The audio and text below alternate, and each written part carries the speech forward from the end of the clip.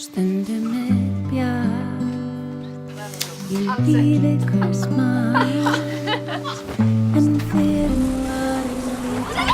sorgir hans við sjáum oft,